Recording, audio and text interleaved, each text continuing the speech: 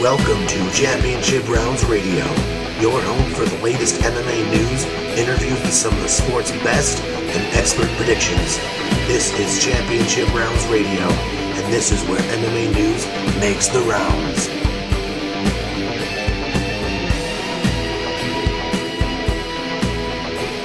Hello and welcome to this edition of CR Radio. I'm David Class here with Sam Class.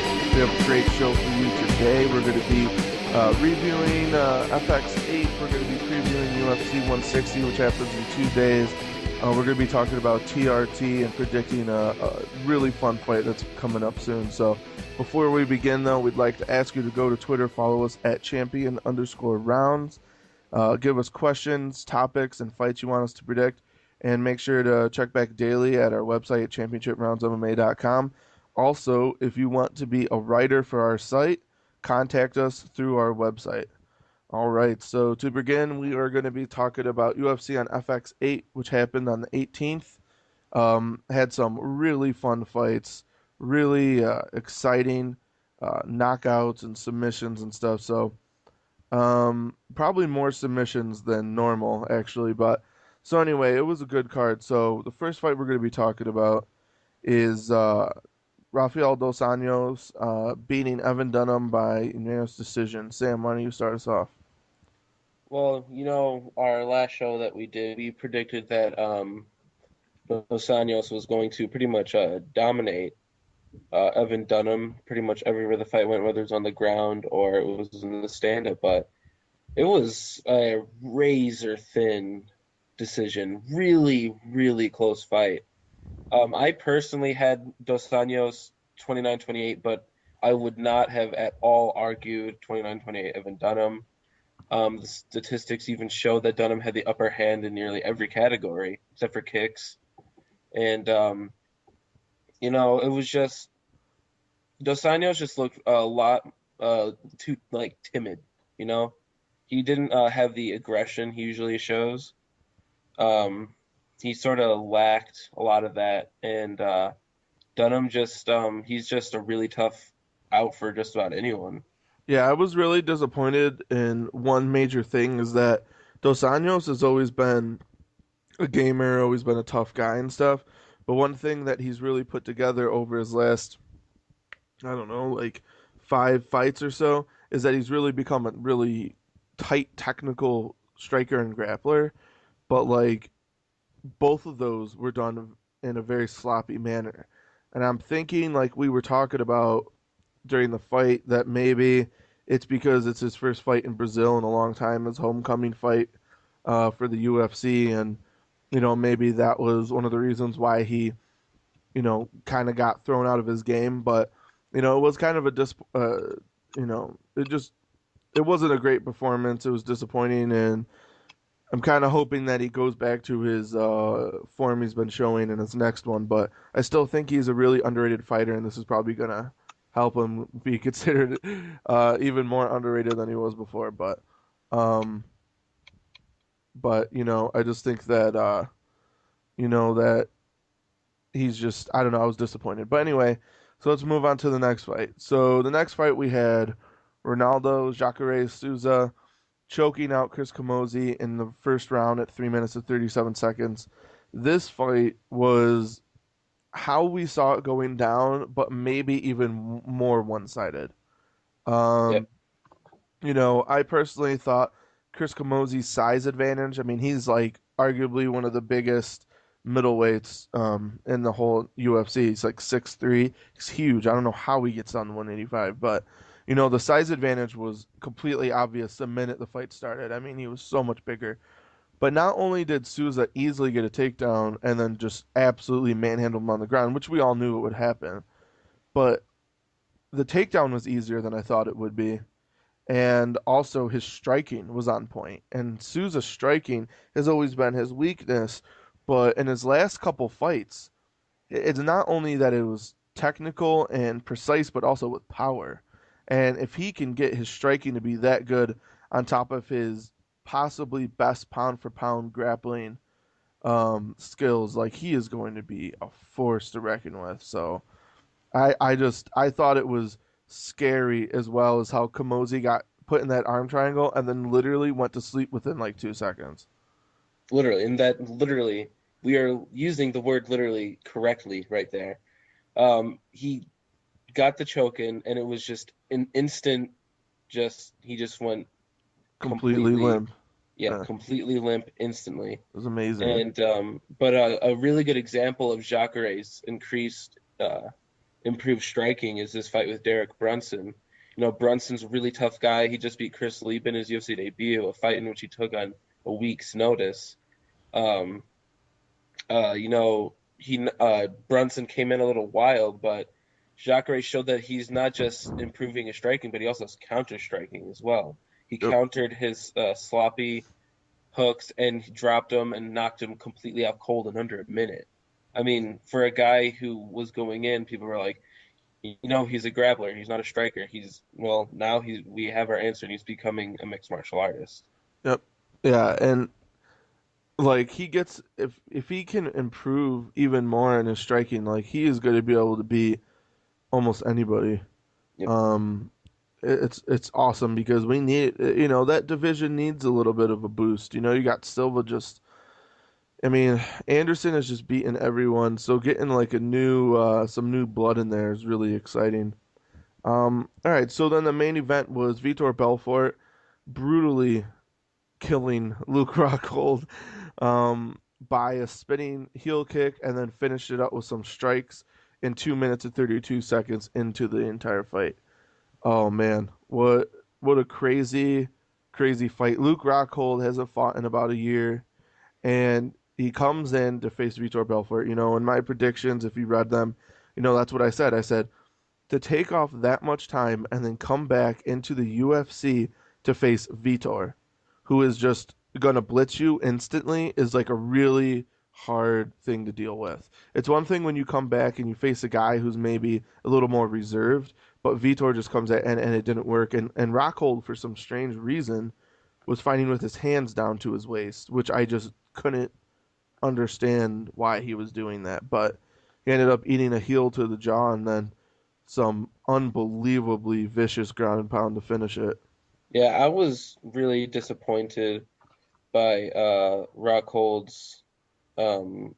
Rockhold's performance. It wasn't the way he usually fights. He was fighting too cocky, and it was weird. I expected a lot more. I expected him to use more footwork and throw some more, but he seemed kind of nervous.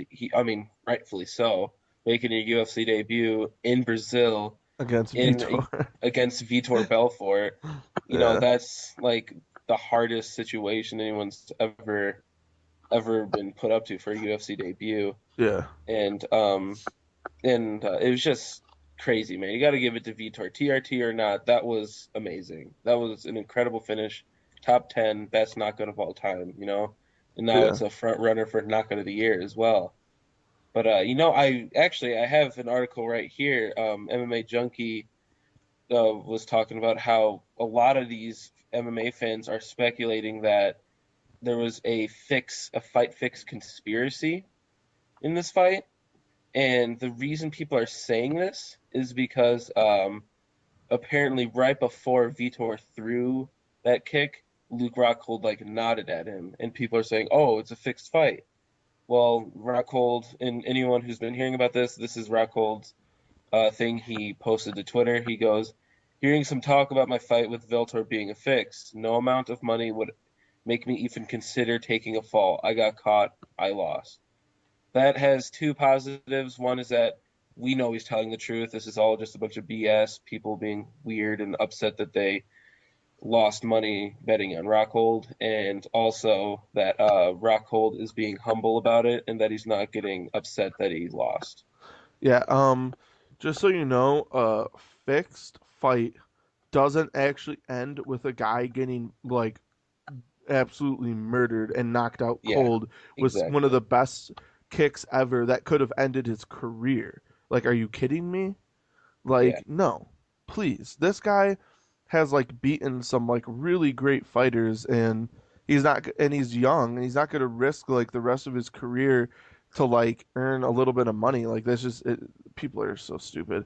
Anyway, so that's what you get for reading things online. It's just absolute, you know, just the lowest common denominator. So anyway, um, so all right, so now we're going to be previewing UFC 160, which is a pretty decent card. I would say one of the best just almost ever, honestly. I mean, if you got Brian Bowles as the second fight in the entire card on Facebook, like this card's going to be amazing. So, um, anyway, this card takes place Saturday, May 25th in Las Vegas. It's going to be headlined by Cain Velasquez and Bigfoot Silva in a rematch for the heavyweight title. Cain is champion. Most of you should know that. And so anyway, we're going to start by talking about the James Tahuna Glover Teixeira fight. Personally, this fight has fight of the night, possibly fight of the year written all over it, in my opinion. This is going to be a stand-up brawl. Yeah, that's Tahuna's always in a fun fight. He's Yeah, never been in a boring fight. He throws with reckless abandon, but he doesn't act dumb. He doesn't fight dumb. He's got good striking defense. We did see him get caught against Beltran. We also saw him get nearly knocked out by Ryan Jimmo. But he has the heart to come back. He dominated Jimmo after that, and then you got Glover Teixeira, who's just been destroying everyone in the UFC. Finally took that elite step up when he fought Rampage and absolutely destroyed the not only former UFC champion, but a huge legend in the sport. easily beat him. Yeah, easily. Like run every round with a possible 10-8 in the first round. And it was very good to see Teixeira finally, get that step up, fight someone who's at the level that we've all been thinking he's been at for years now, instead of like a Fabio Maldonado or Kyle Kingsbury. Right. And then here's Tahuna taking that elite step up that Teixeira took against Rampage. Now Tahuna's finally getting the opponents we all think he deserves, and also that he thinks he deserves. He thought that after the Beltran fight he'd get a top 15 opponent. So did I, but he didn't. And now definitely getting a top 5 opponent in the UFC rankings. Glover Teixeira is ranked number 4. Right. So Which this is is a arguably a little high, but yes. But that's still though he's top 5 to the UFC, so therefore he's right. finally fighting that elite fighter he wants. Right. And a lot of people are counting on Tahuna, and I understand not a lot of people even know who he is. That's the problem. He has a good chance of winning just due to the fact that he has a ton of heart and a ton of power. Yeah, it's gonna be an amazing fight, really fun. I doubt it will go to the ground for even a second. The only way it will go to the ground is if a guy gets rocked and gets a takedown or something, but I think this is gonna keep standing. It's gonna be really close, I think. I think Glover probably has the more technical stand up and the better chin, but we haven't really seen it get tested that much either. So we'll see, but I think it's going to be an amazing fight. And to be honest, right now, I wouldn't even like. It's just going to be amazing. So I would definitely keep tuned for that one. Yep. So all right, let's see. So the next one we have Junior Dos Santos versus Mark Hunt, and it's just weird that we're even talking about this. In my opinion, like I've been at, me and Sam have been MMA fans for many, many years. I've been an MMA fan since '96. He's been an MMA fan since like early 2000s. So like Mark Hunt during that whole span of time, has always been a mediocre fighter. He went on like a 5-6 fight losing streak in MMA.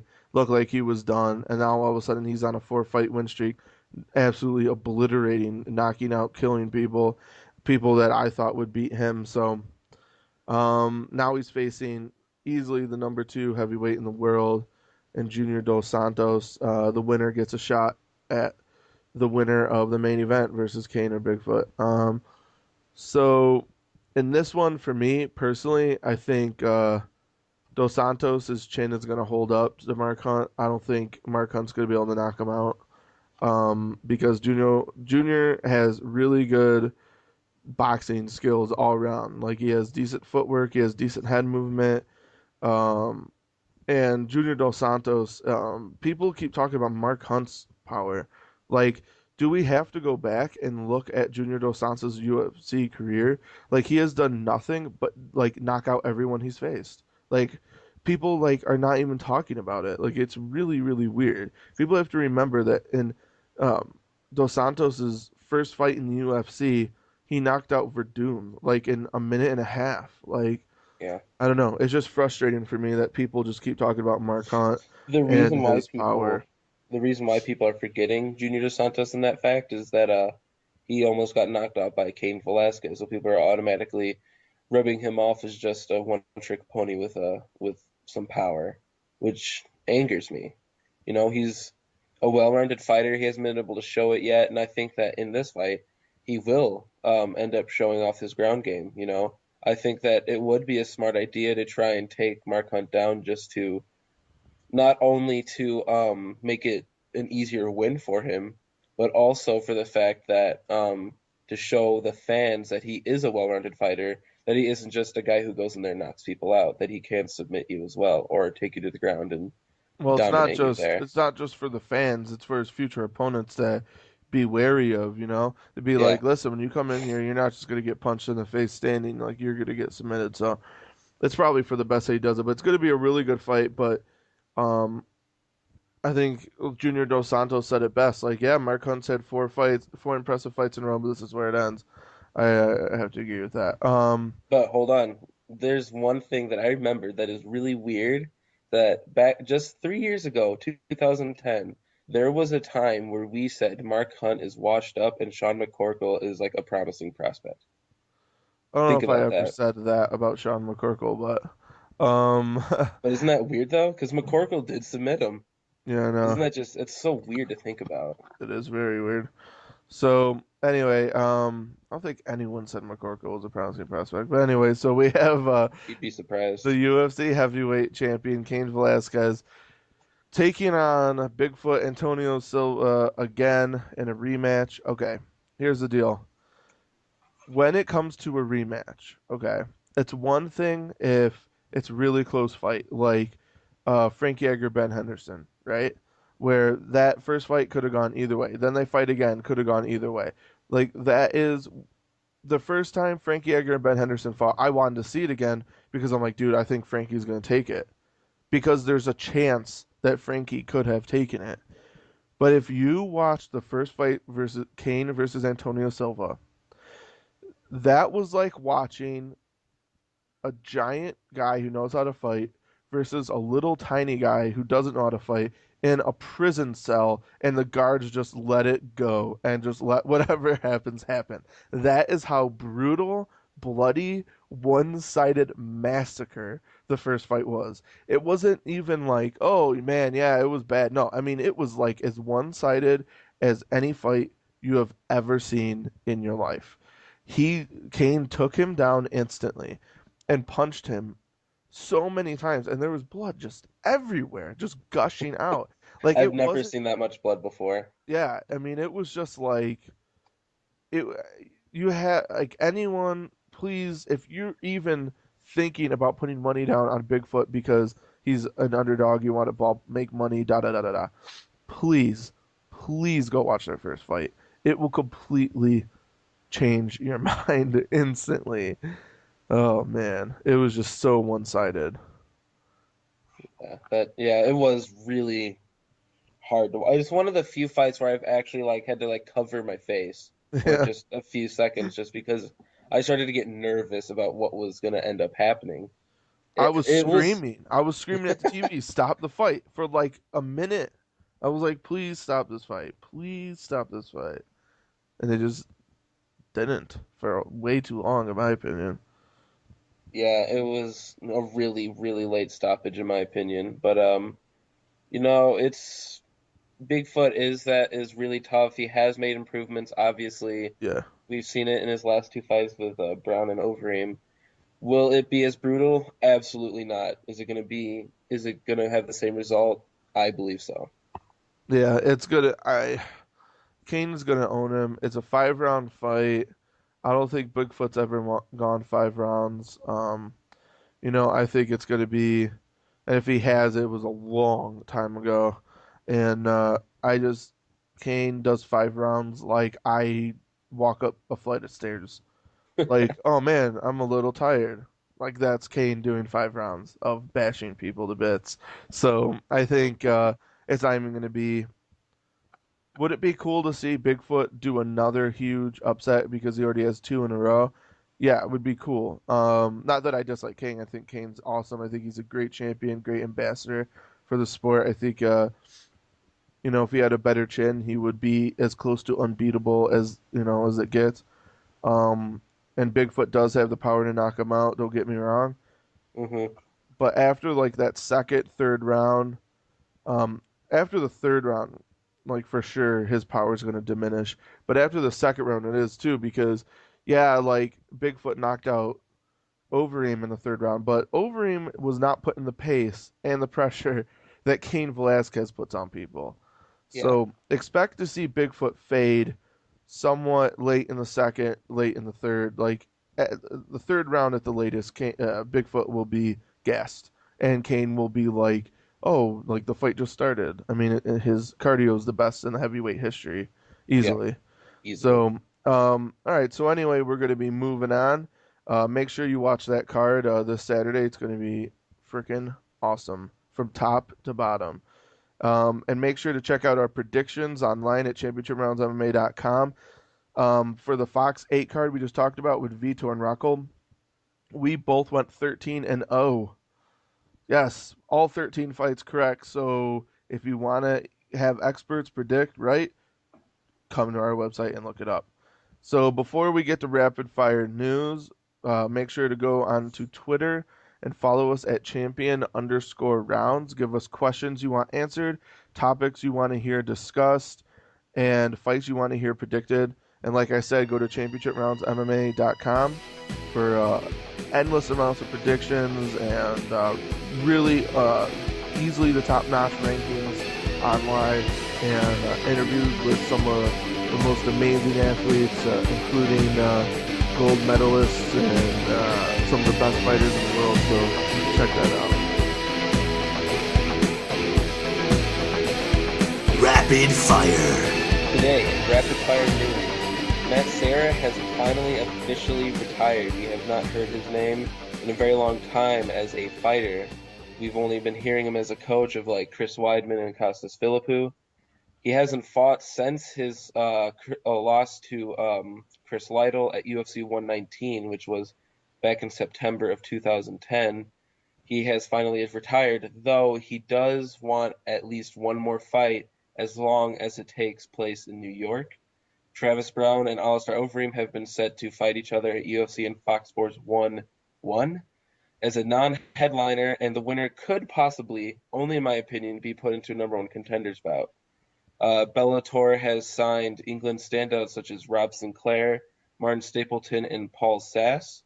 And of course, most notably Paul Sass, who is coming off of his loss to Danny Castillo. Tough veterans Neil Magny and Sergio Moraes are set to fight at UFC 163.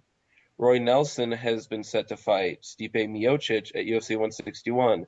Miocic was originally scheduled to fight Solo Palele on this card on the prelims, and for some reason they moved Stipe to fight Nelson, even though that fight was already set. So now Palele is opponentless on the prelims. Henan Barrow torn ligaments in his foot and has been pulled out of his fight with Wineland.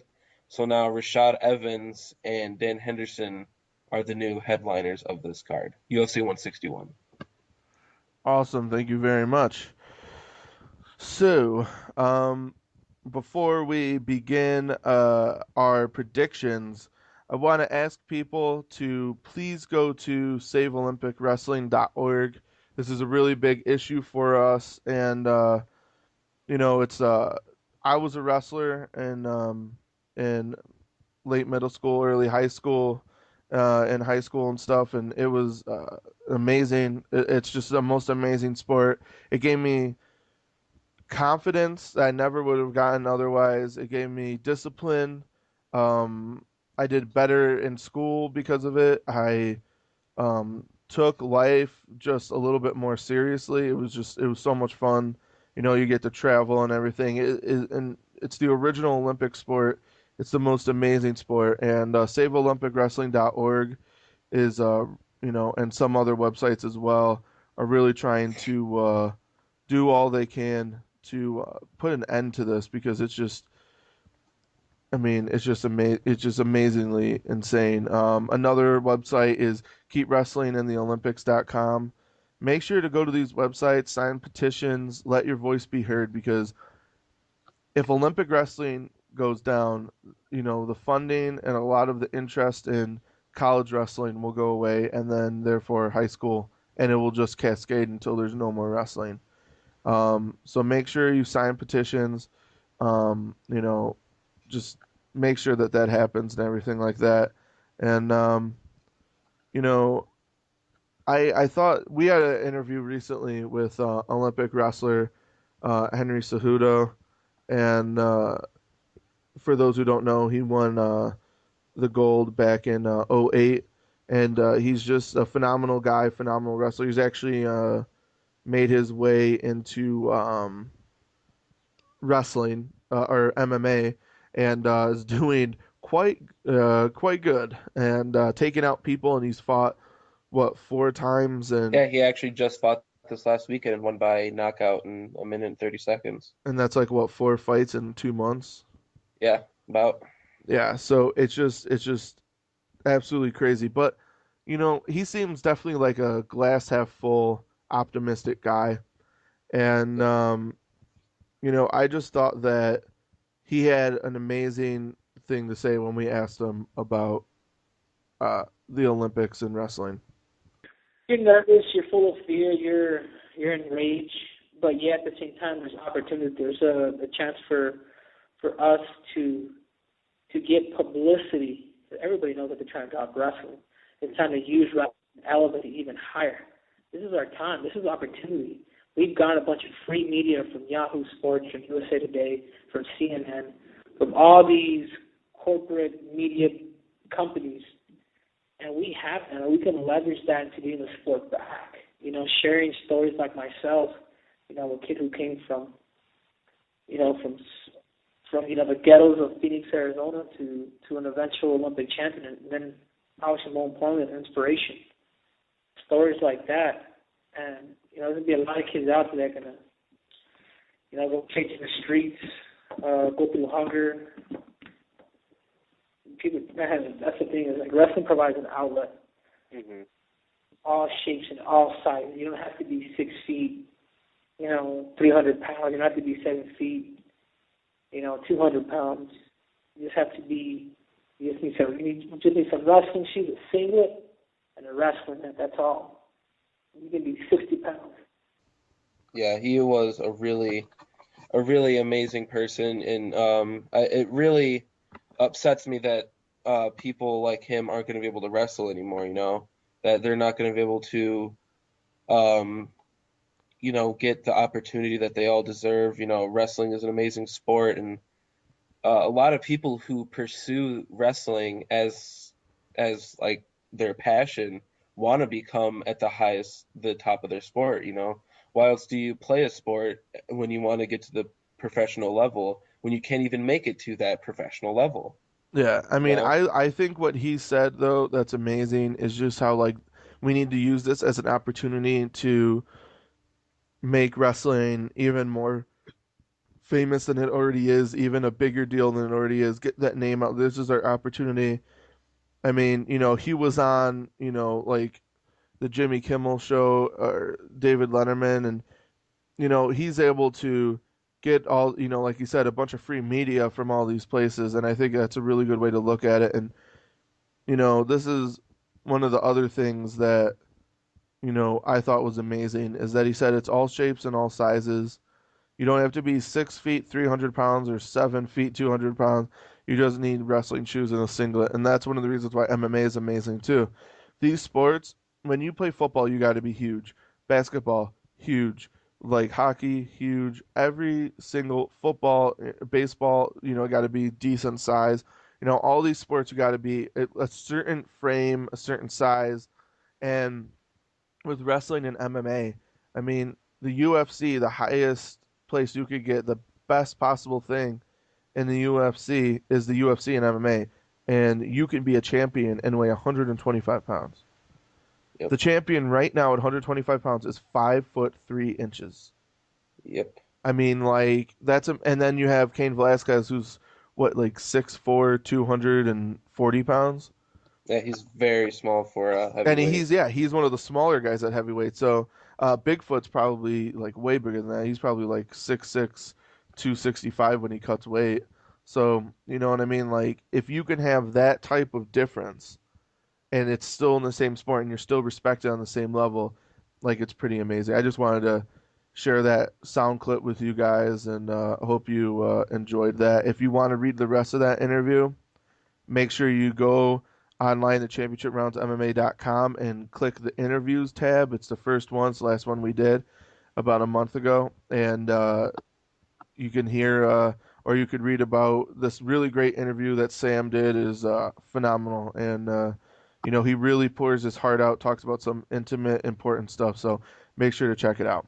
Anyway, we're going to go to our predictions. We're doing UFC on Fuel 10, Fuel TV 10, Fejal Cavalcante versus Thiago Silva. This is really going to be a slugfest, and I think someone's definitely going to go to sleep in this one. Yeah, whether it's a submission or it's a knockout, there's definitely going to be unconsciousness involved. You know, Silva has been on a really bad streak. You know, if he loses this fight, I think he's going to get released. You know, he hasn't won a fight, like legitimately won a fight in a very Since long time. 2009, Yeah, and that was against Brandon Vera, right? Keith Jardine. His one in Brandon Oh Vera got yeah, overturned because he did yep. steroids.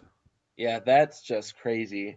His The last last time he had a win champion. streak was in 2007, and then it ended in 2009. Wow. And he was once considered like the next big thing and a possible champion. Yeah, because he came into the UFC and he knocked out four straight guys in a row, all of them in the first round except one. Then he got knocked out by Machida. Then he knocked out Keith Jardine, and then since then it's been trouble Yeah. for him. Yeah, you know, he deserves it because he's cheating. He's doing drugs he shouldn't be doing. You know, whether or not you consider weed a performance enhancing drug or not, it's illegal. You got to listen to the rules. It Yep. doesn't matter. Like Pat Healy, he got the money taken away from him because he didn't follow the rules. I don't he like you know Nate Diaz says he's an innocent man and people are agreeing with him. He's not an innocent man because he didn't follow the rules. Yep. It's your own fault that you got that Even $120,000 taken away yeah, from you. yeah, that was the other thing. It was $120,000+ mistake that he did. Like that is wow. But anyway, so the way I see it is this: even if weed was legal in every place on earth, every town, every street on earth, if it's illegal in the UFC, then it's illegal in the UFC. End of Yeah. story. Sorry, guys. That's one of the rules. I don't know what to tell you. So, anyway, that's a whole nother story. But um, with this fight, I see, man, for me, I just don't see how Cavalcante doesn't win this. You know, Thiago Silva's chin is definitely not the best chin in the world, and Cavalcante punches so hard. Like he's a knockout artist, honestly. I mean, he really is. I mean, he's got like what 10 wins by knockout and one win by submission. Like the dude's a finisher. He's actually, you know, his last fight was overturned due to steroid abuse as well. But you know, these guys have a lot in common, I guess. But you know, I see personally the way I see it is Cavalcante and them coming out and brawling and whatnot, and Cavalcante doing, you know, either in the clinch with a knee, like he did to Muhammad, like King Mo Lawal, or something along those lines, or just a punch, you know, just laying in those big hooks and uppercuts he throws. I think it's going to be an even fight until he finds that knockout. And I'm going to go with, officially, I'm going to go with Cavalcante by knockout in round 2. What do you got? Yeah, I think that I agree with you that I don't see how Cavalcante can't win this fight. Everywhere he has the advantage, the power, the technique, and on the ground game, submission, wrestling, whatever. He's also the bigger fighter. He's stronger. Literally, where is Silva going to win this? His only chance is a lucky shot, and that's not safe. That's not good predicting. Is if you No. just go with the guy And who has, Silva doesn't have the same power as the guys who have knocked out uh, yeah, Cavalcante in the past. So yeah, exactly. I think that what he's going to do is that he's going to drop Silva and then he's going to go down and submit him after he rocks him. And I think it's going to be a rear naked choke in round 1. I'm going to go with that. I'm going to go you're gonna gutsy. go with a submission, huh? I like Yep. it. Alrighty, so there you go. We got submission round 1 and knockout round 2. So pretty, you know, severe finishes there. So not even close in our opinions. Let us know what you guys think at on Twitter at champion_rounds or in the comment section below. So anyway, so now we're going to have our hot topic. Before that, make sure to visit our website daily at championshiproundsmma.com. Follow us on Twitter at champion_rounds. So the hot topic today is TRT, testosterone replacement therapy. For those who do not know what this is that a man, pretty much everything he does, it's the main chemical that's secreted from the pituitary gland, and it helps us grow. It helps us, and it helps us do everything, heal, uh, live in every capacity. It's our strength, it's our muscles, it's in everything. So it's a really big deal. Anyway, as men age, usually as they become middle aged, they start to lose some. Not a lot. It's not significant. Some guys can. That's where you get male menopause. Is like you have this huge drop off, but for the most part, it's the same. And as Mhm. um, and as time goes on, you lose that. But that's usually way after a fighter's career is over. Like most fighters' careers are way done by then. Um, However, we have all these guys who are in their late 20s, early 30s, and some like at Dan Henderson's case, who's close to 40, getting these injections, which fills you up with testosterone. Now, the deal is that your level is supposed to be 1-to-1, and these guys are not going back up to 1-to-1. They're going well over, and the legal limit, I believe, is 6 in most states. So they're getting 6 times the testosterone as a normal man, which is just absolutely ludicrous in my opinion. But the deal is that in every other sport, you naturally age, and you Mhm. age, and you get worse unless you're Mariano Rivera for the Yankees, and you just age over time, and then you retire. However, TRT is not letting that happen. And these guys are going, "Oh, I'm aging," and they're like, "Oh, then your levels are lower than they used to be." So now we have to bring them up. It's like, listen, their levels are lower because they're aging, not because of like some disease or something. Um, but there's some other things going on. But Sam, like, what are some of your thoughts? I really don't approve of TRT. If you need to use it, then you shouldn't be fighting anymore. That's where I say it's done. If you need more testosterone in your body, this sport isn't fit for you anymore. Right. It's too intense, it's too much for someone who needs testosterone replacement therapy. But if you're using it to become enhanced, that's when you're literally breaking the rules, but you're somehow finding a loophole into it. That's Right. what Vitor is doing.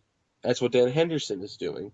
They're finding loopholes in order to cheat, and I it is if Bloody Elbow recently posted something where they posted a gallery of images of Vitor's progression he was at one point, kind of thin. He was pretty toned, a little smooth. Then his next fight, he was a little thicker, still a little bit smooth. But then all of a sudden, it was just this drastic turn, and it was into his Jones fight. That's when all of a sudden he became this hulking figure. And then in his next fight against Bisping, he was ripped, like his veins were like popping out of his skin. And then when he fought Rockhold, it was even crazier looking. It's getting worse and worse with each fight. It's getting more blatant and more blatant. And I feel as though it should not be used. It's been showing, he's been looking better in each of those performances. His fight over Bisping and then his destruction over Rockhold. It does give you more speed and it does give you more power. It gives you more cardio as well. It's dangerous. This sport can't have people making themselves more dangerous than their natural state. Yeah, and the thing is that there's some things I want to cover too. Is that most of the people that have to use this are either too old to be fighting anymore, or two have done steroids in the past, and when you went off steroids, you had huge drop in testosterone. So certain guys who were like, yeah, look at my levels, and they're legitimately low, probably use steroids in some other point in their career, which is ugly. But the issue is that once you start using it, apparently you can't stop, otherwise you have dangerous drop-offs in testosterone levels. So it's something that he might have to do for the rest of his life, because he's gone into doing this. And that's really scary as well. But the thing is, for me, is when it comes down to it, you could be ripped all you want and maybe have better cardio and maybe have more strength, but does it truly make a difference in the ring? So you have this last week, you have a fight with Vitor and Luke Rockhold, which went a little over 2 minutes, and Vitor ended it with a kick and punches. Now, does TRT play a factor in that? No, I don't think it does. However, I think if there's a fight and it goes 3 rounds and one guy still has the strength of a guy who hasn't fought yet, and the other guy has the normal wear and tear of a guy who's just fought 3 rounds, then we have issues.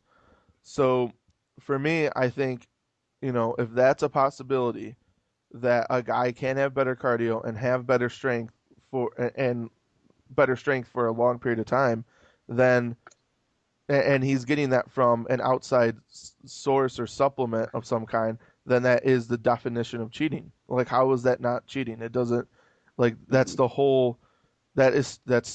Like, how is that not the definition of steroids? And for me, and like you were saying, is that it's dangerous too. I mean, you have a guy who's completely gassed in the third round. Well, he's used to getting punched by a guy who's also gassed in the third round. But if he's gassed and if he takes a decent punch, he's going out. Well, he's going to not just take a decent punch from a tired guy. He's going to take a decent punch from a dude who has like extra super strength and perfect cardio. I mean, he's going to get hurt really, really badly. So, I don't know. For me, I think we both agree that TRT is not good for the sport, not good for anyone, not good for anything. And